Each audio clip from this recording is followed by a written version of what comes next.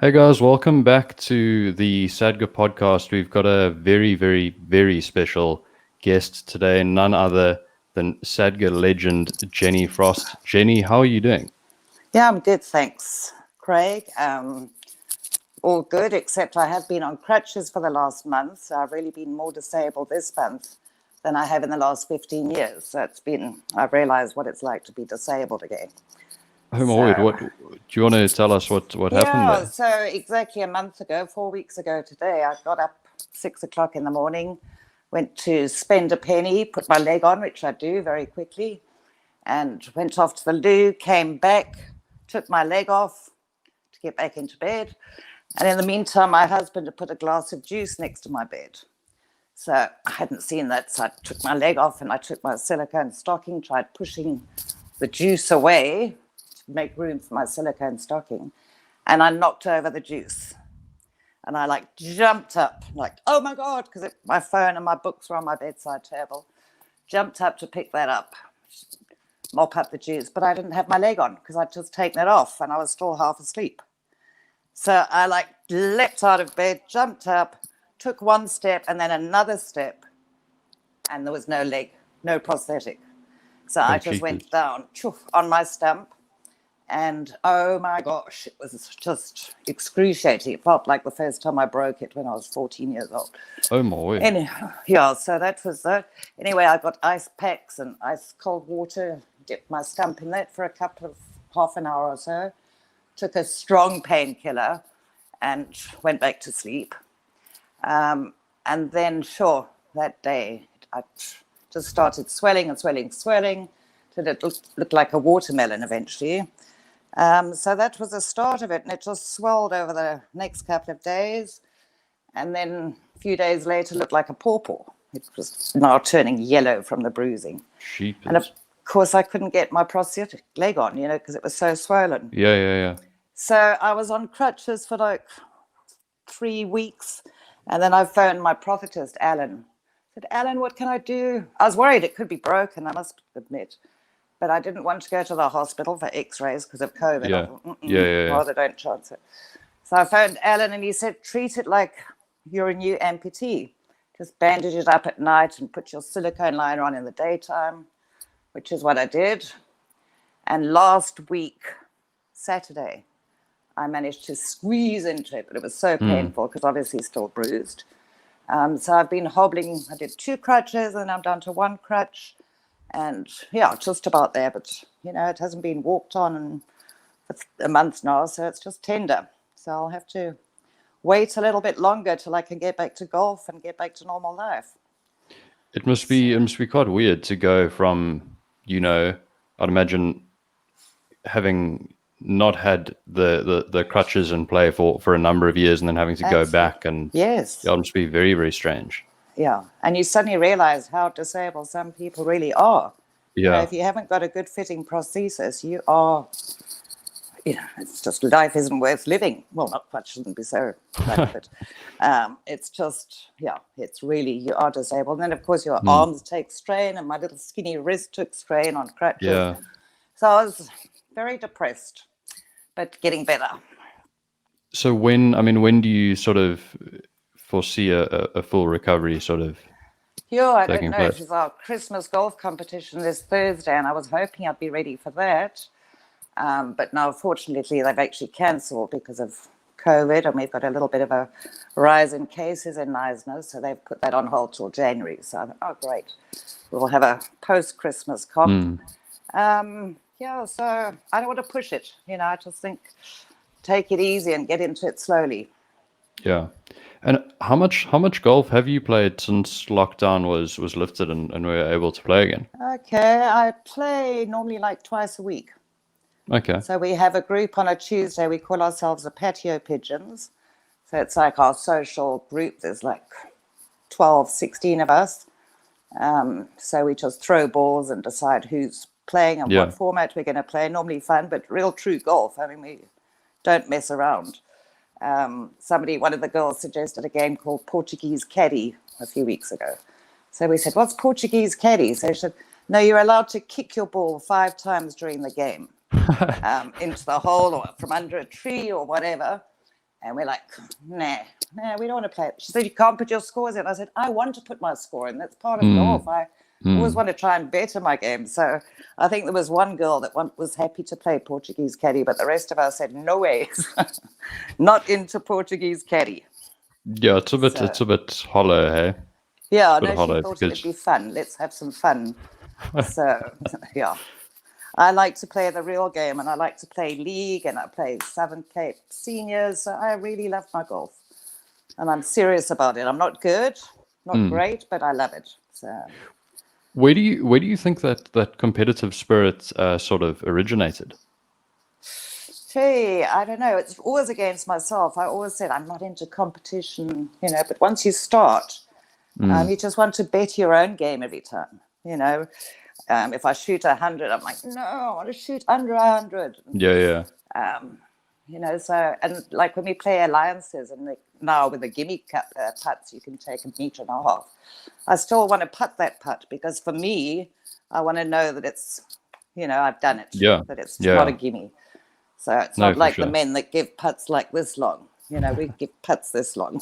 Yeah. So. And Yeah. would you mind sort of providing a bit of insight into, your background, your upbringing, and how you ultimately got into golf and things like that? Okay. So I was born in Kenya, so I'm an East African. Okay. Born there, lived there for about 11 years. And then my dad got a job in Saudi Arabia, so we went to live in Saudi Arabia. And my mother tried teaching us doing homeschool in those days because there were no Western schools in Saudi. So she tried that for about a year, and that didn't work. I'd met an American lady at a stable. She had Arab horses. And sure, once I'd met Vicky, that was it. I was out riding horses all day long, and my mother just couldn't pin us down to school. So we got sent to boarding school in England. So I was about 12, 11 when I went to school, boarding school in England. My little brother, who was 2 years younger. So we went off and we'd fly home for holidays to Saudi. And school, very sporty. I played tennis, netball, rounders, cricket. And cricket is where I actually broke my leg, playing cricket at school. Oh, really? So that's where my accident happened. It was a father and daughter match, and there was strawberries and cream going to be served afterwards. I was like, yeah, great. So there I was fielding and running to catch the ball, and the grass was wet, and I slipped and landed on my left leg, and I heard it. So that's where it all started, playing cricket when I was like 14 years old at school. Snapped my leg, and that's where it went pear-shaped from there on. What were the sort of days and weeks after that like? Why was amputation? Okay. Oh no. Yeah. So amputation was many years later. But what happened there? I was sent off to the infirmary hospital near where we lived in Halifax, and that my leg was set shorter. Crossed over the tibia instead of like tip to tip. They apparently, because when you're 14, they can set it. Set it together. And I spent the 3 months on crutches, full leg and plaster, right through the summer holidays, unfortunately. But when I had the plaster removed 3 months later, I said, I'm sure my leg's shorter than the other. They were saying, no, it's not that. It's just because you've been holding your hip up for 3 months. It'll be fine. So I believe what the doctors say. They know best. But it just never got back to the normal length. It was just shorter. So from 14 till 21, I always knew my leg was shorter. When I was in a bikini, my bum cheek was lower on the left side. And then when I came to South Africa, after school, my parents were in Botswana.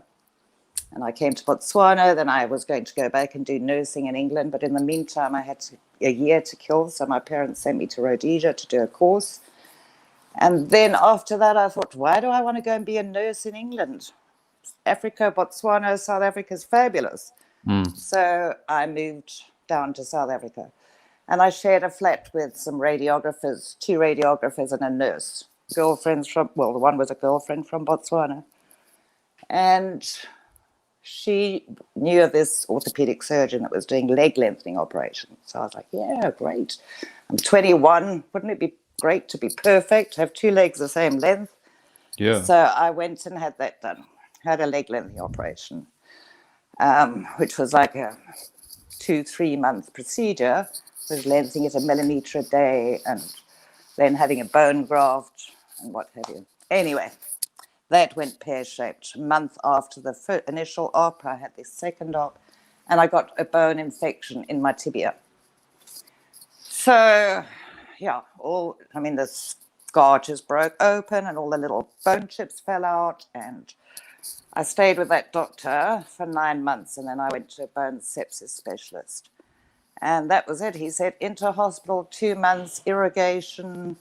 I think I had 11 operations. Every time they sent a swab, the bone was infected. So I had 2 months in hospital having irrigation. And my bone wouldn't unite because it was, infected.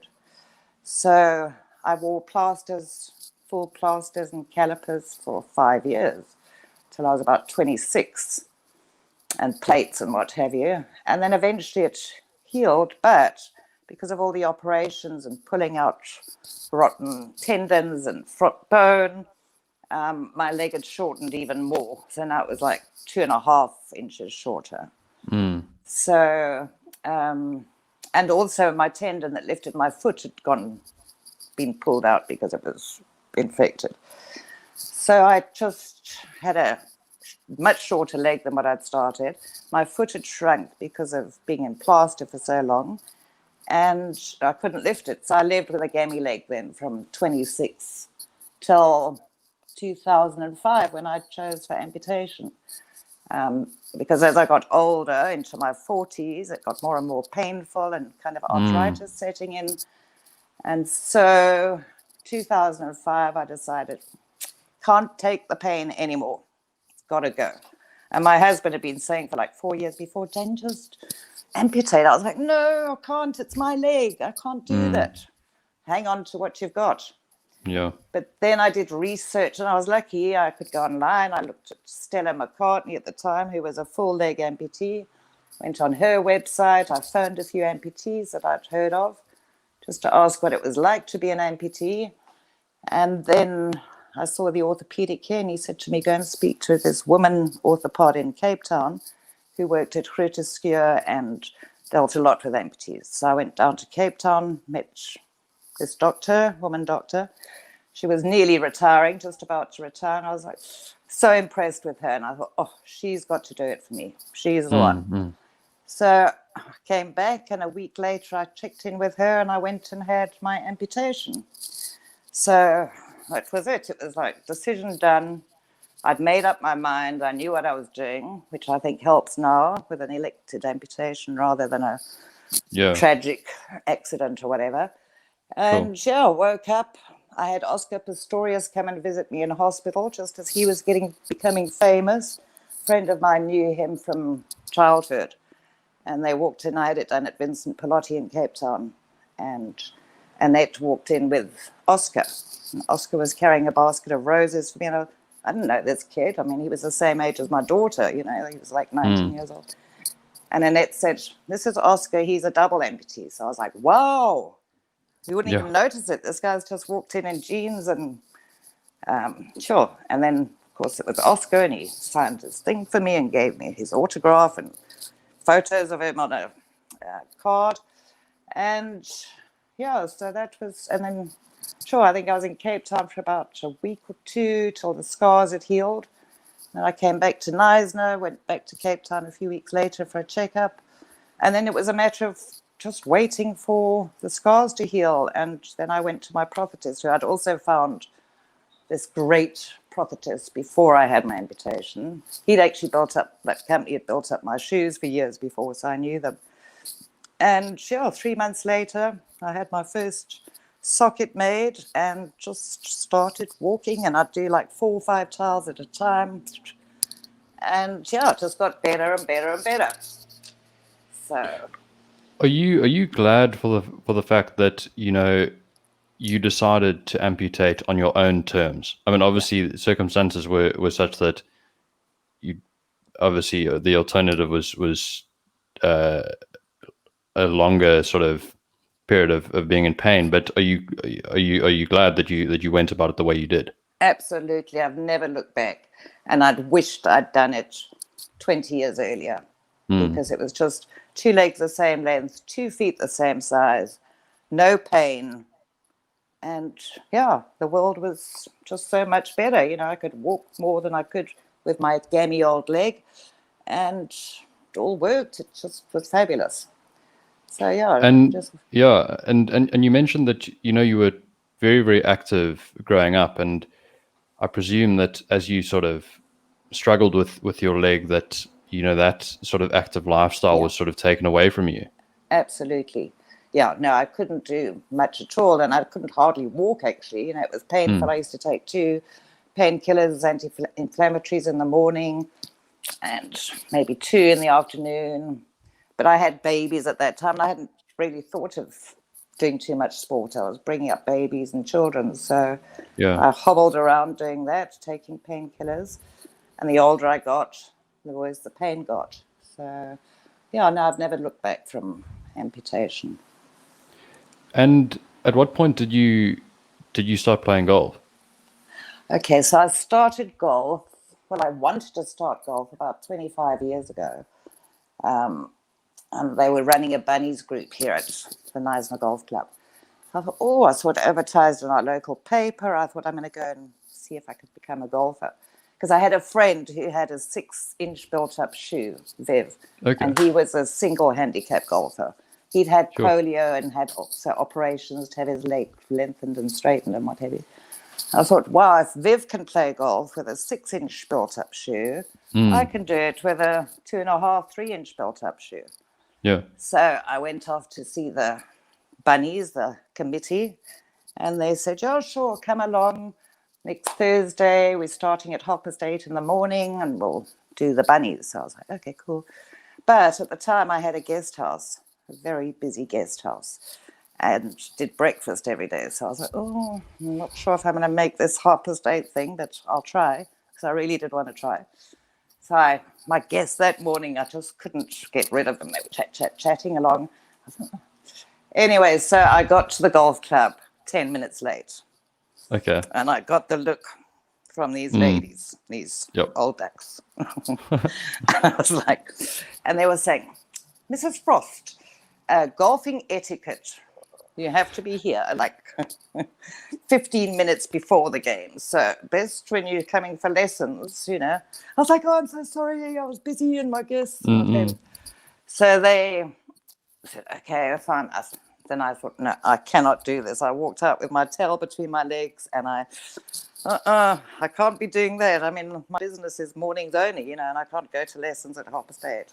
Yeah. So, yeah, that was that. It put me off for a while. And then we went with those friends of ours, Viv and Maggie and their kids, and us and our kids, to Fish River Sun one Easter weekend. And they were selling timeshare there. Like, they had a special because it was Bophuthatswana, and they had a 10-year special on timeshare. And we both couples ended up buying timeshare. So that was it, boy. We had this timeshare, so a month later we went back to book our week with them, and I bought golf clubs on the way up at Port Elizabeth Pro Shop. I was like, okay, I'm going to be a golfer now. So we went off round the course, and Viv was the main golfer, and my husband played a bit, and we had fun. And that's what got me in. Then I came back and I went to the driving range. There was a guy, Kevin Quinn, there that did lessons. So I thought, okay, that's it. And we started with a towel under the arms and the 7 club, 7 iron, and I did that for a couple of months. And then went back and started playing with a few other girls that had just started. And that was it. I was hooked. Loved it. So... Do you think it helped that you hadn't actually played golf prior to your amputation? no, this was prior. Sorry, this was prior. Oh, sorry. To my amputation. That's awkward. Sorry, my mistake. So it was about 3 years before my amputation. Okay. And I had a little 3-wheeler ride-on trio thing that I used to go around the course on. And then some old ladies, not the one that chased me out that day because I was late, but another group, another three ladies, Twin, Sheila and Geeta. Geeta has since passed. I'll tell you a story about Geeta when you ask me my favorite club. But so they took me under their wing, and they were like in their 60s then. And I was like, oh, wow, these ladies are fabulous. They taught me about etiquette and rules. And they were just, I suppose I was a young one for them. And they were like, I was under their wing. And they took me on. I played with them like every Saturday afternoon. And yeah, then I slowly got into competitions and played with beginners. And then when I had my leg amputated, decided to have my leg amputated, I was on the course one day with Dwin like a week before, and I told Dwin, playing with her, I said, by the way, Dwin, I'm going to have my leg amputated next week. And she was like, what? How can you just say you're going? I said, Dwin, I can't take this leg any longer. I'm going to go and amputate. And she said she couldn't play the rest of the game. She was blown away with it, you know. But yeah, so I went off, had it amputated, and obviously had to have 3-4 months off. Yeah. But then I got back to golf and slowly played 9 holes and then pushed it. And I had this little ride-on trio from previously. And yeah, I mean, it was quite difficult those early days when my leg still wasn't fitting properly or my pin was pulling. I remember once on the 14th little par 3, my leg was pulling. Only an amputee with a pin would understand that. And it was like pulling and I couldn't, it was painful. So I said to the girls, I'm sorry, I just have to take it off and realign my pin because it's pulling, painful. So, and then I did that, took my silicone stocking off, put it back on, and it took me so long to get in, you know, to pin it. And there was a 4-ball behind us, and we let them through. I still hadn't got my leg on. We let the next one through, and then sure, I'd got my leg back on and carried on the game. So all sorts of little things like that, yeah, just, you know, beginning to start with being an amputee.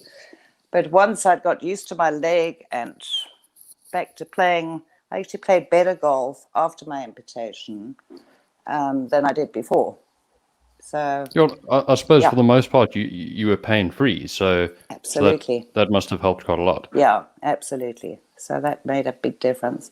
And yeah, I mean, obviously I couldn't swing through so well until I got a rotator. A friend of mine who I'd met through Sadga from Finland showed me this rotator he had, and I'd never heard of a rotator. So he said, oh no, in Finland we get new ones every 2 years. So he said, I'll send you mine when I get a replacement.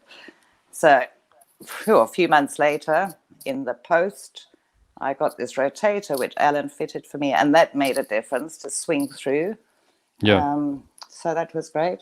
And I mean, I am actually left-handed for my fine motor things, but right-handed when I used to play cricket and rounders or whatever. So when I started golf, I just started with my right hand. Yeah. Now I think back, maybe I should have pushed it and tried with my left hand, because then I would have swung onto my good leg, which would have maybe helped. Yeah. Don't know. But anyway, I'm a right-handed golfer and a left-handed everything else. But it's amazing you know the people you meet through golf. It really makes it such a sort of worthwhile game absolutely to get into. Would you mind sort of touching on some of the friendships you've formed and then sort of from there we can Sadga and disabled. Yeah, or even just golf in general. Yeah, okay. So when I joined Sadga, I think Lily contacted me at my amputation in 2005. I think Lily got hold of me in 2006. Okay. To tell me about Sadga. And I'd never heard of Sadga or disabled golf, so it was like, well, okay. But obviously I wasn't ready for the 2006 game. You know, I was still quite new golfer and new amputee. And so I said, okay, well, I'll contact you when I'm ready, kind of thing, when I feel I can do that. Anyway, so in 2007 or late 2006, Lily phoned, will you play next year? So I was like, yeah, okay. So I went down. They were playing at Erenvale. Not Erenvale. Yeah, it was Erenvale. So I went down to join up. And my prophetess, Alan, who lives in George, they used to sponsor disabled golf. And there were 3 teenage kids from George that were disabled. And Alan was taking them down. So Alan said, well, come down with me. You know, I've got place in my van. So Oh, cool. I arrived, went to George, got a lift down to Cape Town with Alan. And I'd never met anyone from Sadger. They hadn't met me. So I walked in for registration. We were staying at the Lord Charles Hotel. Walked in to register. And I went up to the table, and I think it was Lowell. I've got no name now. Anyway, they were doing registrations, and she was like, hi. I said, hi, I've come to register. And she was like, oh, who are you? I said, Jenny Frost. Oh, they thought I was like Alan's partner or his business partner, because I'd walked in jeans, and they didn't see I was an amputee. An amputee, so, yeah. oh my gosh, so you're one of the players? I was like, yes, I'm like here to play golf. So that was like my first introduction to Sadger. I was like quite nervous, you know, registering. And I didn't know anyone except Alan and these 3 young kids that came with us. And yeah, that was just a start. And I checked in there, and then they had a little cocktail party, and I was like meeting people. And then it just was fabulous. I mean, everybody was so great and so friendly, and thought, wow, this is a whole new lot of friends that, you know, I would have never dreamt of. And we've all got something in common. We're either armless or legless. So it was like, this is it. And yeah, 4 days, 5 days there. That was my first time. And sure, just loved it, loved the people, loved the organizers. It was just brilliant. And that's where I fell in love with Sadger. Yeah, and I think, you know, as you say, like, you know, just sort of being around people that have sort of somewhat similar stories to tell, it makes such a difference, because most people you encounter like on a day-to-day basis have no idea what you've been through and can't relate on any level whatsoever. Sure. Yeah, absolutely. Yeah, no, it was fabulous. And then, you know, from there, I just met that year all these internationals that were here. And yeah, it was a whole new world of people. And you've also traveled extensively. There are a number of trophies behind you on those shelves there. Do you want to just quickly run us through some of your successes and the places you've been? Right. So it was through Disabled Golf that I met all these amputees from around the world, well, mostly Europe at the time. And my friend Reinhard, which I'm sure you all know, Reini Frisker. Yes, yeah. He was there, and he's German. So he was like telling me about all the courses that he plays in Holland and Italy. I mean, he did all the European ones. And he was like, Jen, you must come over and do those, you know. So I was like, oh, maybe. Oh, it's a good idea. And so I went over the next year to Purmerend, to the Dutch Disabled, which is also a fabulous, fabulous tournament. And I'd met the Dutchies here at Sadger previous to that. And just such great people. So I went off and did that at Purmerend. That was like my first overseas one. And then from there, I did Italy, I did Finland, I did Finland, Sweden. Yeah, those are the European ones I did. I did Purmerend a few times. And then Reinhardt said to me the next year, why don't you come to America? Fabulous amputees in America. Oh, cool. So I was like, Fortunately, my folks had left me a little bit of inheritance. So I had some inheritance to go playing with. So that next year after, I went off and I met Reinhardt at Heathrow, and we flew to Nashville, Tennessee. And I think I arrived at like 2 a.m, and I'd been traveling for like 2 days from South Africa. And I got there, and Reini and one of the other guys had fetched me at the airport, and I was like holding my eyes open. I got there, and no, it wasn't 2 a.m. They were doing sitting around, they just sitting chatting. But it had been like a 2-hour trip for me. It would have been 2 a.m, South African time. That's right. Yeah. So I got there, and all these Americans there, and they were all having fun and chatting, and Reini knew them all. And I was like, oh, okay. And they were such fun. And I met Woody from Australia and all these American amputee golfers and girls, which is fabulous. In America, there's 4 amputee girls. So it was like, wow, I've got girls to play with, Yeah. girls competition. So, yeah, so that was the first time Nashville, Tennessee. And then, we did Italy on our way back from that because the Italian tournament was just after that trip. And then the next year was Phoenix, Arizona. So again, I went off, met up with Riney, and we did that tournament in Arizona. And Woody and Jan were there, so we did a little bit of a road trip with Woody and Jan from Australia.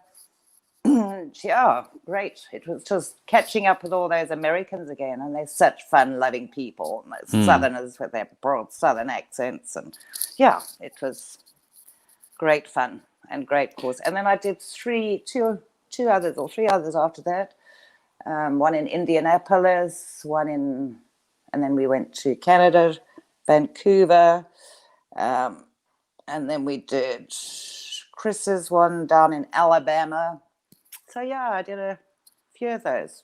But now I'm kind of getting a little bit too old to travel. I think carting my golf clubs in a suitcase. That's tough. It's That's hard tough. work. So I don't know if I'll do any more, as much as I'd love to. But yeah, so it's been really good. And I think I've probably met 500 new friends around the world that I've met through disabled golf. So it's just fabulous. That's ridiculous. And it's Yeah. it's such a wonderful way to actually see the world. Playing disabled golf and playing tournaments all around the world it's such a unique way of just sort of gathering experiences and making memories.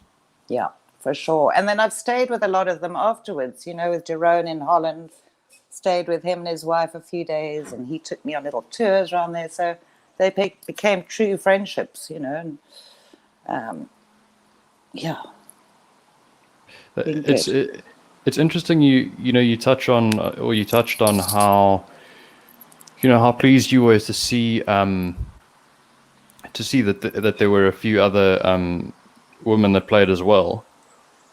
What advice would you give to South African girls who are just sort of starting the game and looking to improve? I mean, what if you could go back and give your younger self some advice? What would that be? Yeah, I'd say take it up as soon as you can. Okay. Unfortunately, there aren't that many disabled girls because girls don't ride motorbikes and do crazy things where they become amputees. So, I mean, this young teenager. There are a few that play cricket though, so maybe that's also maybe they'll also pick up a golf club. Yeah, yeah, that would be great. But I'd just say get into it as soon as you can because it's just the most amazing sport. Mentally, judge of character, socially, it's just great. And for me and my girlfriends, I mean, we go on trips, girls' golf trips. We go to Fish River Sun, or we go and play in the St. Francis weekend. We did seniors, Southern Cape seniors in White River and Nelspruit a few years back. And we just hooked on Kruger Park while we were there. We had two taxi buses, 8 of us, 4 in each with all our clubs, played Nelspruit, played White River, and then left our clubs with a friend of mine in White River. And we hit Kruger Park for 4 days. So we had 2 vans doing Kruger, and we had 1 van of girls that loved birds. So they were the birder van, and the other 4 were the big 5. So yeah, and then in the evenings it's braaiing and playing canaster cards or 30 seconds, and it's just so social. So for me, it's the golf and the social. How's your 30 seconds game? Oh, great! Love it. Love my 30 It's so seconds. much fun. But, but I prefer canaster. I'm a canaster-holic, and I'm thinking now maybe I'm getting to the right age to take up bridge because a lot of ladies my age play bridge. Oh, cool. So that's probably my next thing. And on rainy days when the weather's not good, that's what they do. They go to the club pre-COVID and play bridge. So that's one of my plans. I mean, this may sound like a stupid question, but how much would you say your sort of day-to-day routine has changed because of COVID? Well, we have been staying home a lot because my husband was diagnosed with cancer 2 years ago. So he had a Oh, stem cell jeepers. transplant last year. So he's got comorbidities. So I kind of worry about going out, and Yeah, I'm okay, but I just don't want to bring COVID back to him because he sure. hasn't been well. So, yeah, basically been home most of the time, go shopping quickly. But golf, I'm okay on the golf course because it's open air, and we Yeah. obviously, the rules now, no touching pins and all that sort of thing. So I feel quite safe now. But now with this second rise we've just had is a bit scary. So, but I haven't been out for a month because of my leg Yeah. being on crutches. So I'm very safe right now. Feel good. How have you found having to putt with the pin in on every hole? Has that been quite an adjustment? It has, because I didn't really like the pin in. Yeah, I don't like, but and especially when the wind's blowing and that flag's flapping around, Yeah. puts me off. Yeah. But yeah, I guess we got used to it, and the shorter cups. But look forward to the day when we can get back to normal and play normal golf. No, for sure. But it's going to be interesting to see what normal actually looks like. Yeah, true. Because I don't know if it'll be quite what we had grown used to. But yeah, Lily, in preparation for this interview, I was chatting to Lily, and she mentioned that if you walk down literally any street in Knysna, you can be stopped by 10, 20, 30 people. What, has it been, have you enjoyed that sort of sense of community and Yeah. so, yeah, that whole, the lifestyle that's so unique to those smaller sort of areas and towns? Sure. Look, we've lived here for 30 years. So, I mean, Knysna was a little dorp when we moved here 30 years ago. So we kind of got to know everybody as they arrived, in schools and that sort of thing. So, yeah, I do. I know a lot of people. Sometimes when I want to go shopping and I just need to shoot in quickly, I just put blinkers on. And otherwise, you can take half an hour to go and buy a litre of milk. It's like chat, because you know everybody. But, yeah, it's fantastic. I mean, it's an awesome community. And, yeah, it's a little bubble we live in Knysna. No, it sounds amazing. But Yeah. you've been very, very gracious with your time. So I'm just going to fire off a few questions to finish, just a couple of quick and, well, hopefully fun ones. What's your favorite club in your bag? Okay, so when I mentioned Geeta earlier on, one of the ladies, the older ladies that taught me to play golf, she had a little Texas wedge chipper. Yeah. And I mean, she was just amazing with that thing. It was just like her trick tool. And I used to watch her. She'd play that from like 80 meters in. Okay, I must get one of those. So I went off to buy one, and there was a double-sided one at the time at the pro shop. You could use it left or right-handed. And I thought, Okay. maybe I should get. And then somebody said, no, you're not going to be allowed to play with left and right club. If one club, it's going to be a legal club. So I thought, okay. So I bought the right-handed one. That is my best club.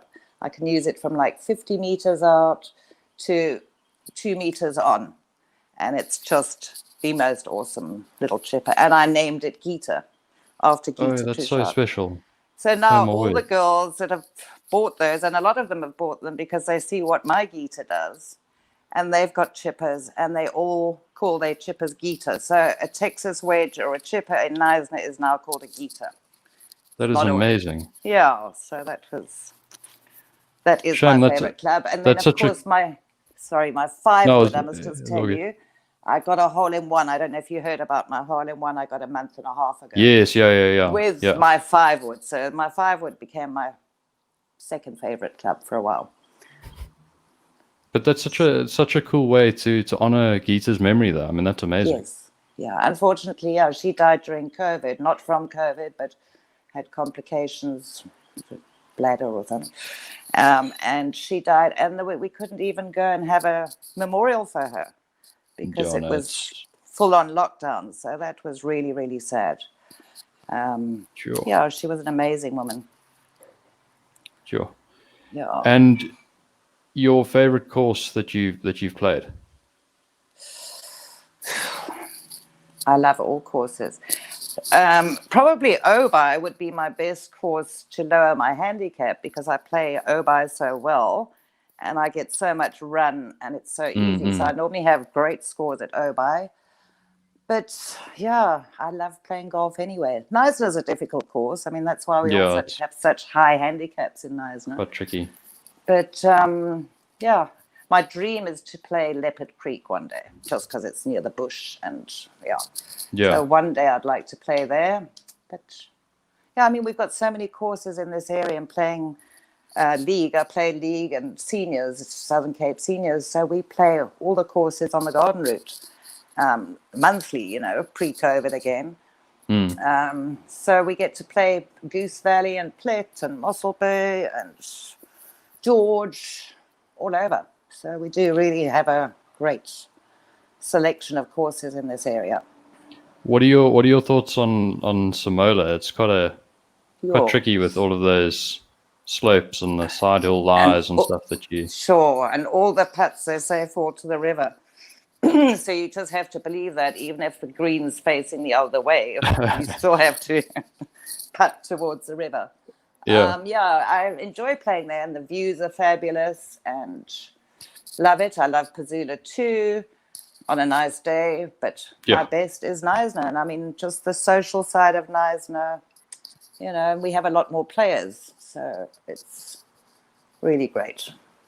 Oh, that's amazing. So, just finally, if you had to sum up your golf game in a sentence or in a few words, how would you best sum up your game? My game, look, I would really like to be. My dream would be to be an 18 handicapper, but I don't put enough effort into training and practicing. So I just enjoy the game and I love being outdoors. Yeah, so ideally an 18, maybe I'll get there if I persevere, and it's just being out there and playing. That's what I love about it. No, and I think after the way the last few weeks have gone for you, I think when you get back to playing, I think you're gonna have a much greater appreciation for how much you enjoy it and the role that it plays in your life. Absolutely. I mean, today after golf, the patio pigeons, which I play in on a Tuesday normally, that's why we call ourselves the patio pigeons, because they sit on the patio at Neisner afterwards watching the sunset, 19th hole. So I was thinking maybe I'll go there this evening and chat, because they all went to Fancourt this weekend, which I was supposed to go with them. We booked the special at Fancourt. Oh, cheapers. About a month or two ago when they put this special out. So we booked for 8 of us girls to go. But of course, with my stupid little accident I had, I couldn't go. So I didn't take any. I mean, it was so easy to find a replacement. But they all went, and I just thought this evening I'll go and find out what I missed out on at Fancourt, because the weather was perfect. I mean, it would have been a fabulous weekend. So, yeah, I'll see. But outdoors, I'm okay, but I'll see later. 5 o'clock, I'll check them out. Awesome. Well, thank you so much for your time. I really, really enjoyed sort of finding a bit more out about your background and how you got into the game. I've enjoyed every second of it. So thanks so much. Thanks, Craig, and we'll see you sometime. 100%. Cool. Have a great day, hey? Thanks a lot, hey. Bye. Cool. Cheers. Bye.